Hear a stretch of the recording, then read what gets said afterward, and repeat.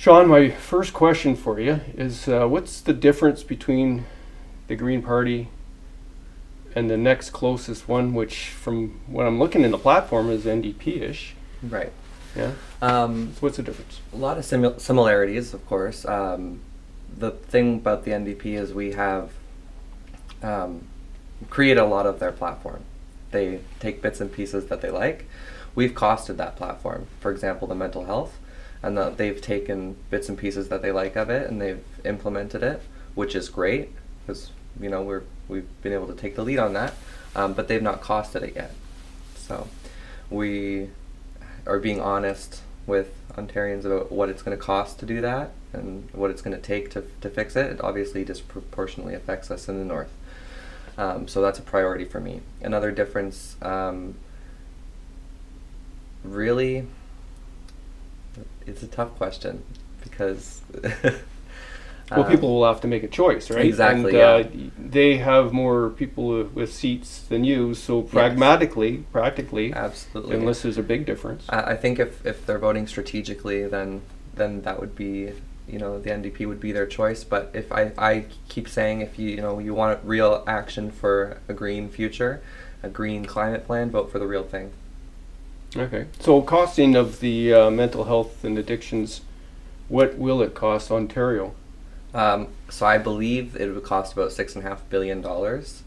Obviously, if we stop the 413, which I think is completely unnecessary, the money's there. We're not saying it's going to cost Ontarians more money necessarily to get these things done. It's just about spending the treasury better. And what will you get for $6 billion? So we're going to create a dedicated ministry of addictions and mental health, bring back an ombudsman to oversee accountability for those personnel, and also include mental health and addiction services under OHIP. That's a big part of our platform that we want to implement.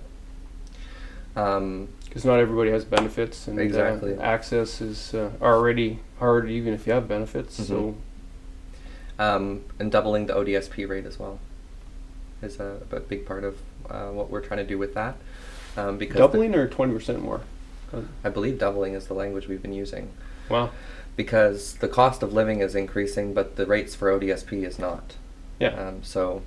Yeah, they only, what is it, just under $1,200 a month? Yeah. And I think the average in North Bay is something like, I think, $18 or something like that is the livable wage. So. Yeah, no, it's tough to get by with rental rates at that point. I know my budget. I could probably skin by because I have a house and a low mortgage right now for about $2,000 a month basic costs. About maybe a little bit more. Might have to give up some beer. Yeah. But about $2,000 and that's at a low rate. So anybody paying more than $1,000 a month wouldn't be able to pay the other taxes and fees and food and groceries, and of course those are going up. Right.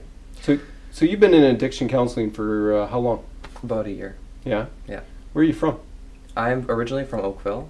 Yeah. I moved up here in 2015. Yeah. My sister bought her first house up here. I came and visited every summer, made friends, fell in love with it, and the rest is history.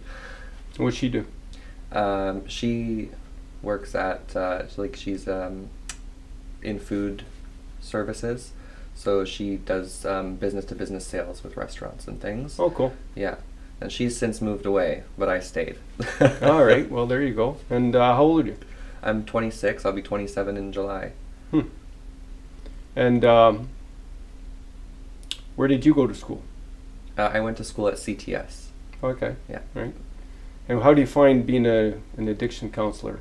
I love it. Yeah. It can be stressful, but beyond that, it's very rewarding. Hearing people's stories, I'm very much a people person. So being able to help people, listen to them, I like this concept they have in Europe, which is like the human library. So instead of borrowing a book, you borrow a person and you hear their life story for 30 minutes. And I think that really helps reduce the stigma and makes these people feel welcome and understood. And sometimes they want a purpose. They want those human connections, but with the stigma of, you know, people saying, oh, I'm afraid of you, or this makes me uncomfortable, or whatever. You find that they don't really have a lot of human connection beyond their circle of friends who may also use.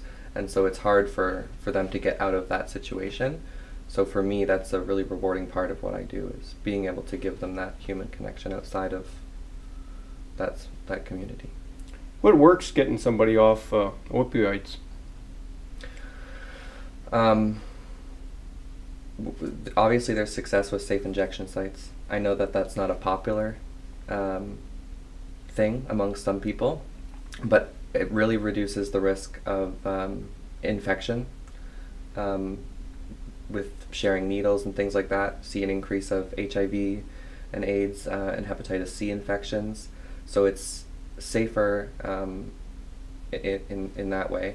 But also, it all boils down to supportive housing. The very first thing we need to take care of is supportive housing, with the wraparound services for counseling and a safe space to go, and that makes a world of difference. So safe injection sites help to combat the downstream effects of not safe injection. But Yes. What about safe drug supply? That's a tough one as well. I think that if I know that part of our platform is to decriminalize drug use.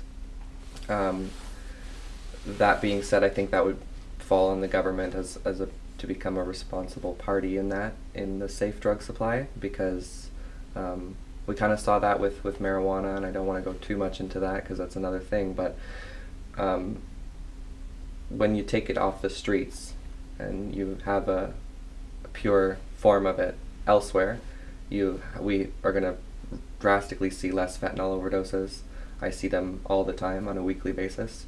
I carry Narcan around in my car, you know what I mean? So I think that part of it will be reducing the harm is a big part of it.